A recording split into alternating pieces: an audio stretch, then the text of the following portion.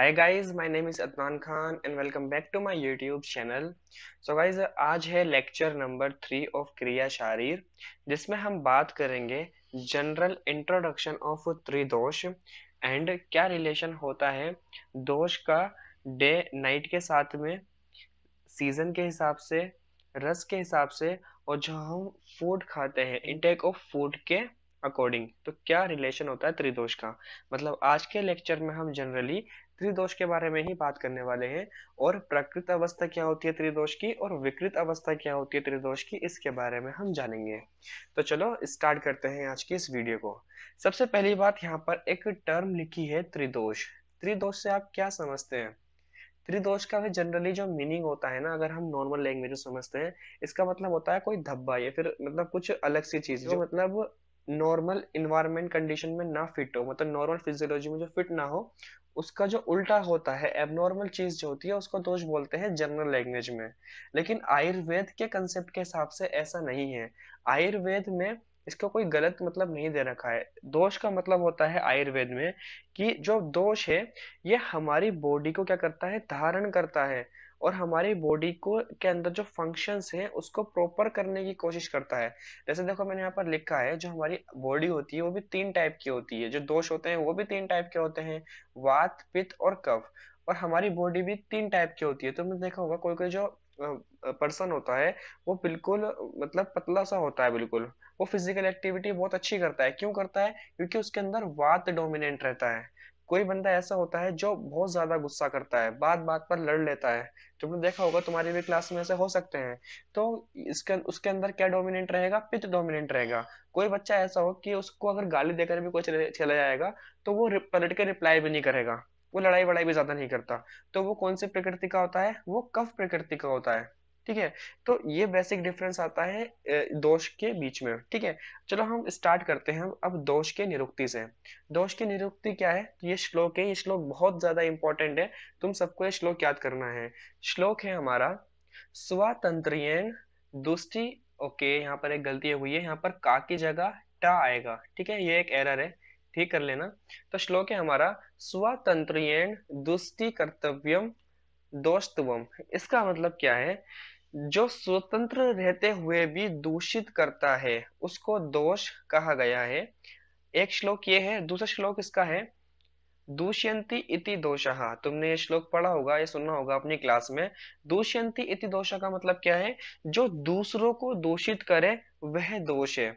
अब देखो, जो हमारी बॉडी है, अभी तो सर तुम बोलोगे कि सर अभी बता रहे थे कि दोष तो हमारी बॉडी को धारण करता है, लेकिन यहाँ पर तो दूसरों को दूषित करने वाली बात चल रही है। देखो, जो हमारे दोष होते हैं, अगर दोष इक्विलिब्रियम स्टेट में रहते हैं, मतलब साम्य अवस्था में रहते हैं, तो हमारी बॉडी को धारण ही करते हैं। लेकिन अगर ये इक्विलिब्रियम स्टेट से थोड़े से ऊपर या नीचे हो जाते हैं, तो हमारी बॉडी के अंदर व्याधि मतलब डिजीज की उत्पत्ति करते हैं। ठीक है, इसके अंदर ये एक बेसिक डिफरेंस आता है।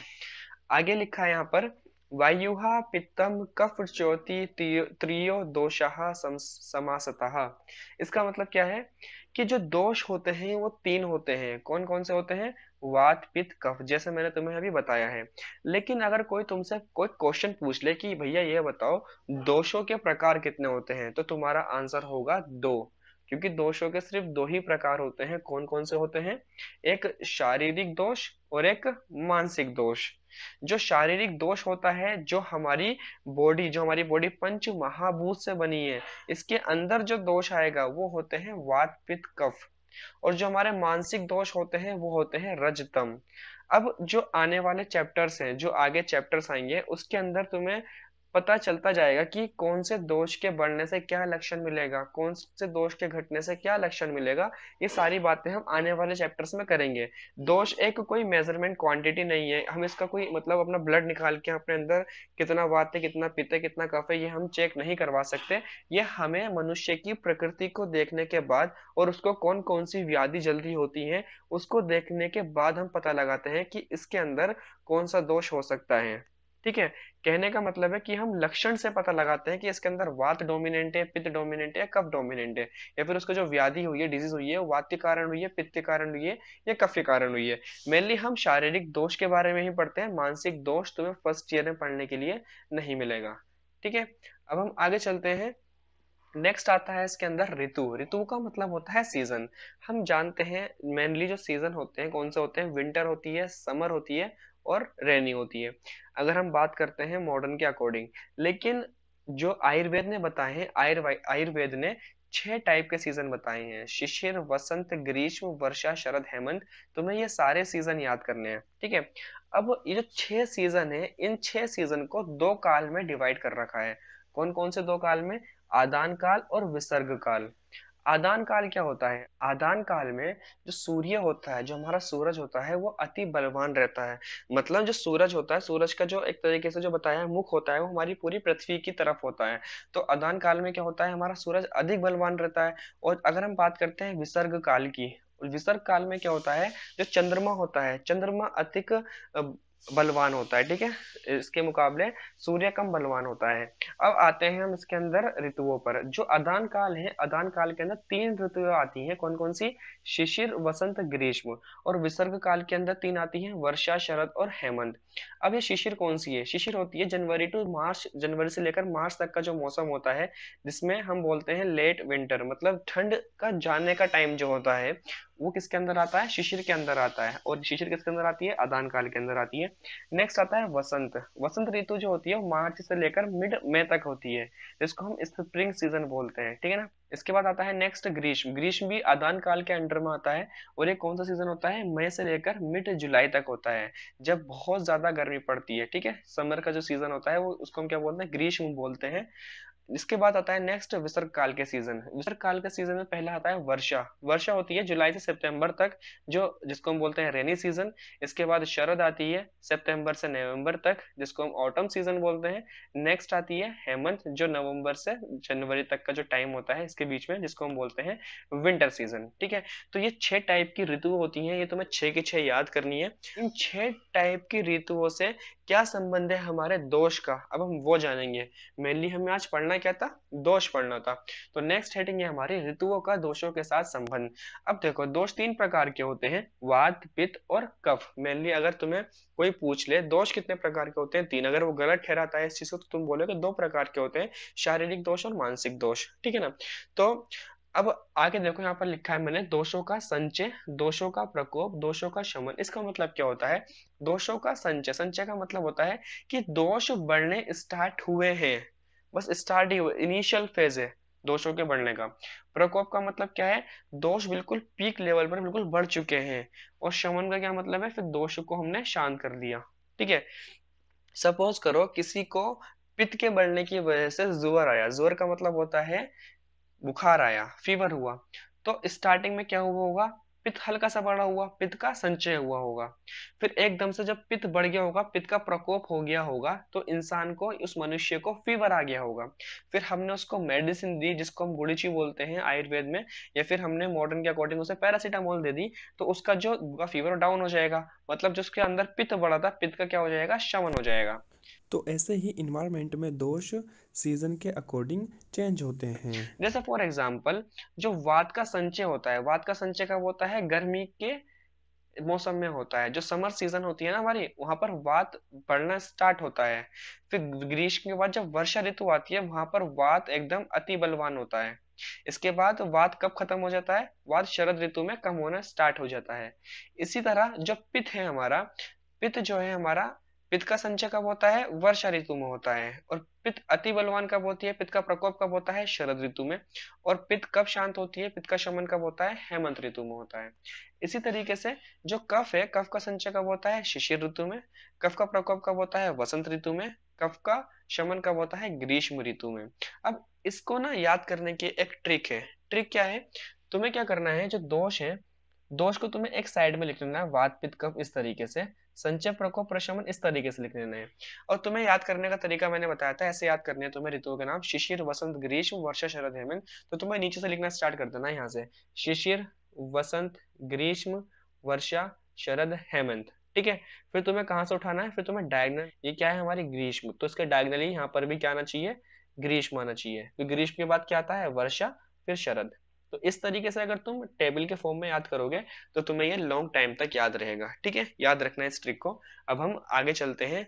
आगे बात आती है रस की। रस का मतलब क्या होता है? रस का मतलब गन्ने का रस या नींबू का रस नहीं है यहाँ पर। आयुर्वेद में रस का मतलब होता है टेस्ट। अगर हम मॉडर्न के हिसाब से बात करें तो चार टाइप के ही टेस्ट होते हैं मॉडर्न में। स्वीट, सोर, बिटर एंड सॉल्ट, ये चार टाइप के ही टेस्ट होते हैं। लेकिन आयुर्वेद के अकॉर्डिंग छह टाइप के टेस्ट होते हैं। मैंने यहाँ लिखा है, जिसके द्वारा जिह्वा से स्वाद लिया जाता है उसे रस बोलते हैं। मतलब जिसके द्वारा हम टेस्ट, जिसका हम टेस्ट लेते हैं उसे क्या बोलेंगे हम? रस बोलेंगे। और यहाँ पर रस जो होते हैं छह प्रकार के होते हैं। कौन कौन से? मधुर, अम्ल, लवण, कटु, तिक्त और कषाय। ये छह प्रकार के रस होते हैं। अब इनका रिलेशन क्या होगा पंच महाभूत से? इसे भी तो हमें जानना जरूरी है। अच्छा हाँ, तुम्हें ये पता नहीं होगा, ये मधुर, मधुर किसे बोलते हैं? स्वीट को बोलते हैं। अम्ल किसको बोलते हैं? अम्ल बोलते हैं सॉल्ट को। सॉरी, अम्ल किसको बोलते हैं? अम्ल बोलते हैं खट्टे को, जिसको हम सोर बोलते हैं। लवण किसे बोलते हैं? लवण बोलते हैं सॉल्ट को, जो हमारा नमक होता है उसको हम लवण बोलते हैं। अब आता है कटु। कटु बोलते हैं हम, जो हम मिर्चों वाली चीजें होती हैं उसको क्या बोलते हैं? हम कटु बोलते हैं। जनरली जो हमें मिर्चें लगती हैं, मॉडर्न क्या बोलता है, जो मिर्च होती है कोई टेस्ट नहीं है, ये एक बर्निंग सेंसेशन होता है। लेकिन आयुर्वेद भी इसको एक टेस्ट के अंदर ही इंक्लूड करती है, तो बात एक ही है। तो यहाँ पर जो कटु है इसका मतलब क्या है? तीखी चीज। आगे क्या लिखा है? तिक्त। तिक्त का मतलब होता है कड़वी चीज, जो मतलब बिटर टेस्ट होता है।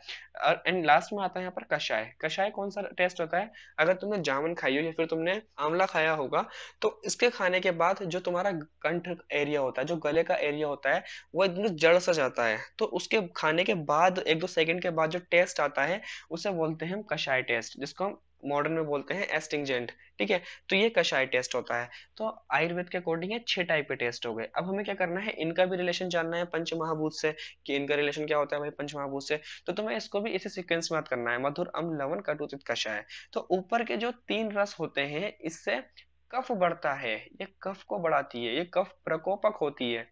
ठीक है, और एक चीज ध्यान रखना, जहां पर कफ बढ़ेगा वहां पर वात कम होगा, और जहां पर वात बढ़ेगी वहां कफ कम होगा। ठीक है, ये दोनों आपस में अपोजिटली काम करते हैं। तो यहाँ पर क्या होगा, स्टार्टिंग के थ्री रस से क्या होगा, कफ बढ़ेगी और वात शामक होगा। और नीचे के जो तीन रस है इससे वात बढ़ेगी, वात का प्रकोप होगा, प्रकोप का मतलब होता है बढ़ना, और शामक का मतलब कम होना, और कफ क्या होगा, शांत होगा। और बीच के जो तीन है, मधुर को छोड़कर, ये बीच के तीन जो है, अम्ल, लवण और कटु, इससे पित्त बढ़ेगा। और बाकी के जो इसके बचे और तीन, इससे क्या होगा, पित्त शांत होगा। ठीक है, अब तुम खुद देख रहे होंगे पर्टिकुलर रस के तीन फंक्शन तुम्हें यहाँ देखने के लिए मिलेंगे। जैसे फॉर एग्जांपल, मैंने तुमसे पूछा कटु रस से क्या होगा, तो कटु रस से एक तो वात बढ़ रहा है, एक पित्त बढ़ रहा है, और कफ शांत हो रहा है। अगर मैं तुमसे पूछ लूं अम्ल से क्या होता है, तो अम्ल से क्या हो रहा है, पित्त बढ़ रहा है, कफ बढ़ रहा है, और वात का शामक हो रहा है। ठीक है, तो हर एक रस से क्या हो रहा है, दोषों को तीनों दोषों के ऊपर कुछ ना कुछ प्रभाव पड़ रहा है। तो तुम इस टेबल के फॉर्मेट में याद करोगे तो तुम इजीली किसी को भी आंसर इस चीज का दे सकते हो। ये जनरली एक इंट्रोडक्शन ही चल रहा है। अब आगे चलते हैं, तो आगे है दोषों का आयु, दिन, रात्रि और भोजन के पाक से संबंध। तो हमारा जो दोष है वात पित्त कफ, इससे हमारे रात्रि से क्या संबंध है, जो हम खाना खाते हैं उससे क्या संबंध है, हमारी आयु से क्या संबंध है। ठीक है, और दोषों का शरीर में स्थान। तो देखो, यहाँ पर लिखे हैं मैंने, दोष वात पित्त कफ शरीर में स्थान कहाँ कहाँ हो सकते हैं। देखो यहाँ पर दो रेफरेंस पॉइंट माने हैं आयुर्वेद ने हमारी बॉडी में, एक हृदय माना है और एक नाभि माना है। ठीक है, अब तुम खुद सोच सकते हो, वात है, वात क्या करती है, मूवमेंट प्रोवाइड करवाती है, मूवमेंट। अगर ये मूवमेंट प्रोवाइड करवाएगी तो कहाँ पर होगी, होनी चाहिए हमारी बॉडी में बात, नीचे की साइड होनी चाहिए, नाभि से नीचे होनी चाहिए। तो हृदय और नाभि के नीचे, या फिर कहीं कहीं तो बुक में मिलेगा नाभि के नीचे। तो नाभि के नीचे का जो स्थान माना गया है, जो हमारा अम्बलाइकस है, इसके नीचे का जो स्थान है वो वात का माना गया है। ठीक है, अब तुम देखते होंगे जो हमें कफ आता है, जो हमारे मुंह से मतलब बलगम बाहर निकलता है, तो वो कहाँ से निकलता है, ऊपर से निकलता है। मतलब इसका स्थान कहाँ हो गया, हृदय, हृदय और नाभि के ऊपर का जो स्थान होगा। जनरली हृदय के ऊपर लिखेगा तुम्हें बुक में मिला हुआ, लिखा हुआ कि हृदय का ऊपर का जो स्थान होता है वो कफ का स्थान होता है। अब क्या बचा, पित्त बचा। पित्त का फंक्शन क्या होता है, डाइजेशन का। और वो किसके बीच में होगा, हृदय और नाभि के बीच में तो होता है हमारा पेट। तो हृदय और नाभि के बीच में जो स्थान बताया है हमारी बॉडी में वो पित्त का बताया है। ठीक है, ये स्थान याद रखना, बहुत इंपॉर्टेंट बात है ये भी। अब हम बात करते हैं आयु की। तो स्टार्टिंग में क्या होता है, जब बाल्य अवस्था होती है बच्चों की, तो तुम देखते होंगे बच्चा जो है 16 17 18 घंटे की नींद लेता है। क्यों लेता है? क्योंकि उसके अंदर कफ बड़ा होता है। कफ से क्या होता है? कफ बड़े होने की वजह से नींद ज्यादा आती है। तो कफ जो होता है ये बाल्य अवस्था में डोमिनेंट रहता है। अब जब बच्चा थोड़ा सा बड़ा होगा, युवा अवस्था में आएगा, मतलब अडल्ट या टीनेजर की तरफ आएगा, तो उसके अंदर गुस्सा बहुत ज्यादा आता है। वो बात बात पर लड़ता है, झगड़ता है। क्यों? क्योंकि उस टाइम पर उसके अंदर पित्त बढ़ जाता है। तो पित्त बढ़ने की वजह से उसको गुस्सा आता है। तो युवा अवस्था में कौन सा दोष प्रकोपित रहता है? पित्त दोष रहता है। फिर आती है बात बुढ़ापे की, वृद्ध अवस्था, मतलब जब बुढ़ापा आता है, बुढ़ापे के अंदर हमारा वात बड़ा रहता है। ठीक है। हम आगे चलते हैं दिन पर। अब दिन को हमने यहाँ पर तीन भाग में डिवाइड कर रखा है: सायंकाल, मध्यकाल और पूर्वा काल। सायंकाल मतलब शाम का टाइम। तो शाम के टाइम क्या होता है? हमारी वात बढ़ देती है। चलो हम सुबह से स्टार्ट करते हैं। जो पूर्वा काल होता है, मतलब दिन का टाइम, जब सुबह होती है, तो वहां पर क्या होता है? कफ बड़ा होता है। ठीक है। फिर मध्य टाइम, जब दोपहर हो जाती है, तो क्या होता है? सूरज निकल जाता है, उस टाइम पर पित्त बड़ा होता है। और शाम के टाइम आते आते तक क्या होता है? सायंकाल में वात बड़ी होती है। ठीक है, ये बात हुई दिन की। अब हम बात करते हैं रात्रि की। अब रात्रि में क्या होता है? रात्रि के भी हमने तीन पार्ट डिवाइड कर रखी है। जब रात्रि स्टार्ट होती है, मतलब शाम के तुरंत बाद का टाइम, यह वाला टाइम, जब शाम खत्म होती है, रात स्टार्ट होती है, तो उस टाइम पर भी कफ डोमिनेंट रहता है। और जब पूरी रात हो रही होती है, उस टाइम पर पित्त डोमिनेंट रहता है। और जो रात्रि का अंतिम प्रहर होता है, अंतिम प्रहर में क्या होती है? वात बड़ी होती है। फिर क्या होगी? फिर सुबह हो जाएगी। सुबह होते ही ये लग जाएगा पूर्व काल, तो उसमें क्या डोमिनेंट रहेगा? कब डोमिनेंट रहेगा? तो इसके बीच में तुम्हें कंफ्यूज नहीं होना है। जैसे हमने दिन को तीन पार्ट में डिवाइड कर रखा है, इसी तरीके से हमने रात को भी तीन पार्ट में डिवाइड कर रखा है। ठीक है। अब हम आगे चलते हैं। आहार, जो हम खाना खाते हैं, तो होता क्या है? तुमने देखा होगा, खाना खाते के साथ ही हमें जल्दी से नींद आने लगती है। मैंने तुमसे क्या कहा था कि जो बाल्य अवस्था होती है, बच्चे ज्यादा सोते हैं। और मैं तुमसे यहाँ क्या बोल रहा हूँ कि खाना खाते ही हमें नींद आती है। क्यों आती है? क्योंकि खाना खाते के साथ ही हमारी बॉडी के अंदर कफ डोमिनेंट हो जाता है, और कफ डोमिनेंसी की वजह से हमें नींद आती है। फिर इसके कुछ टाइम के बाद में हमारा जो खाना है वो पचने लगता है। जब हमारी बॉडी में खाना पचता है, तो उस टाइम पर पित्त डोमिनेंट रहता है। और खाना जब अच्छी तरह पच जाता है, एब्जॉर्प्शन होने लगता है, उसके बाद क्या होता है? हमारी बॉडी के अंदर वात डोमिनेंट हो जाता है। ठीक है। तो ये रिलेशन था दोष का भोजन के पाक से संबंध में। ठीक है। ये रिलेशन तुम्हें याद रखना है। अब इसके आगे चलते हैं हम। दोषों की प्राकृतिक अवस्था और विकृत अवस्था। अब दोष मैंने तुम्हें बातें बता रखी हैं, बस एक तरीके से तुम्हें रिवीजन करवाऊंगा मैं। दोष की प्रकृत अवस्था क्या होती है? मैंने तुम्हें बताया यहाँ पर तीन दोष होते हैं: वात, पित्त और कफ।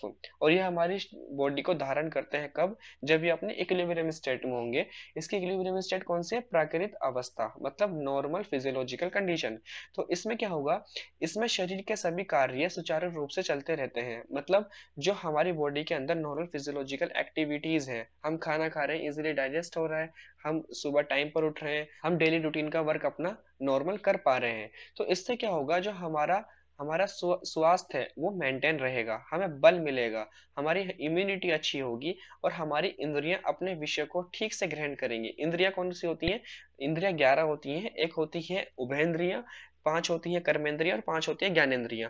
तो जो इंद्रियां हैं हमारी, वो अच्छे से कार्य करेंगी, हमें सही से दिखाई देगा, हम सही से अपना कार्य कर पाएंगे। कब? जब हमारे दोष प्रकृत अवस्था में प्रेजेंट होंगे। लेकिन जैसे ही हमारे दोस्त आते हैं विकृत अवस्था में, तो यहाँ पर दो कंडीशन हो सकती हैं। कौन कौन सी? या तो हमारे दोष कम हो जाए, यानी कि दोष का क्षय हो जाए, या फिर हमारी जो दोष है वो बढ़ जाए, यानी कि दोष की वृद्धि हो जाए। अगर इक्विलिब्रियम स्टेट से या प्रकृत अवस्था से बढ़ते हैं तो उसे वृद्धि बोलते हैं, कम होते हैं तो उसको क्षय बोलते हैं।